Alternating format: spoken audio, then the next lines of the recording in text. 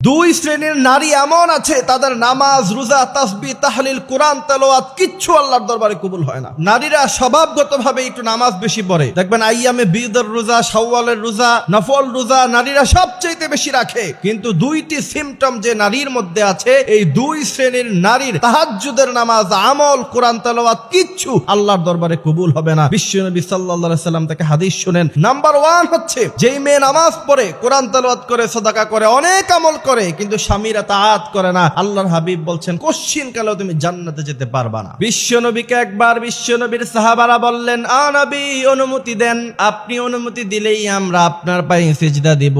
বিশ্বনবী বললেন অনুমতি দেয়া যাবে না। এরপরে বললেন, ও সাহাবারা শোনো শোনো, যদি আল্লাহর উপরে অন্য কাউকে সিজদা দেওয়ার অনুমতি থাকতো, আমি বিশ্বনবী বলতাম তোমরা তোমাদের স্বামীদের পায়ে সিজদায় লুটিয়ে পড়ো।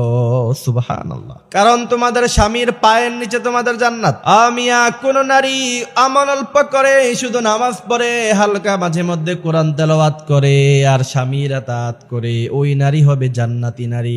আর কোন নারী সারা জীবন নামাজ পড়লো, সারা জীবন কোরআন তেলাওয়াত করলো, সারা জীবন তাসবিহ তাহলিল করলো, নামাজ পড়তে পড়তে কপালে দাগ ফেলে দিল, কিন্তু স্বামীর কথা শুনে নাই, স্বামীকে কঠোর কথা শুনিয়েছে, ওই নারী জাহান্নামী নারী, ওই নারী জান্নাত পাবে না, জান্নাতের সুঘ্রাণও পাবে না। এই জন্য আমার মা বোনেরা, স্বামীর তাআতের ক্ষেত্রে বিন্দু পরিমাণ ভুল করা যাবে না।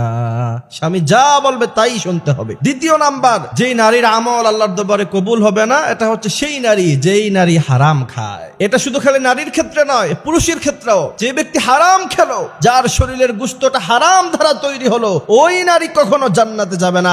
ওই নারীর নামাজ, রোজা, তাসবিহ তাহলিল কোনো কিছু আল্লাহর দরবারে কবুল হবে না। বর্তমানে নারীরা সবচেয়ে বেশি হারামের সাথে জড়িত, তা হচ্ছে সুদের কারবার দিয়ে। এনজিও থেকে সুদ কারা নেয়, কিস্তি কারা নেয়। অনেক এনজিও আছে নারী ছাড়া কিস্তি দেয় না। স্বামীর যদি কিস্তি লাগে, নারীর অনুমতি লাগবে। আর সুদের ব্যাপারে আল্লাহ হাবিব বলছেন, সুদ যে ব্যক্তি খায়, সুদ যে ব্যক্তি দেয়, সুদের খাতা কলমে যে ব্যক্তি সাইন করে, সবাই সমপরিমাণ গুনাহ। বর্তমানে নারীরা সুদের কারবারে জর্জরিত হয়ে গিয়েছে এবং তাদের খাবারগুলি হারাম হয়ে গিয়েছে। হারামের সাথে জড়িত আছে যেসব নারীরা, আমি চ্যালেঞ্জ করে বলতে পারবো তাদের জীবনের কোন আমল আল্লাহর দরবারে কবুল হবে না। আপনি নামাজ অল্প পড়েন, আপনি কোরআন তেলাওয়াত অল্প করেন, আপনি রোজা কম রাখেন, শুধু 30টা রোজা রাখেন বছরে, যে ফরজ রোজাগুলি আছে, তারপরে আপনি হালাল খান, আপনি হবেন জান্নাতি। আর যদি আপনার হালালের সাথে কোনো সম্পর্ক নাই, হারামের সাথে সম্পর্ক রেখে আজীবন নামাজ পড়তে পারবেন, কিন্তু জান্নাতে যাওয়া আপনার জন্য কঠিন হয়ে যাবে।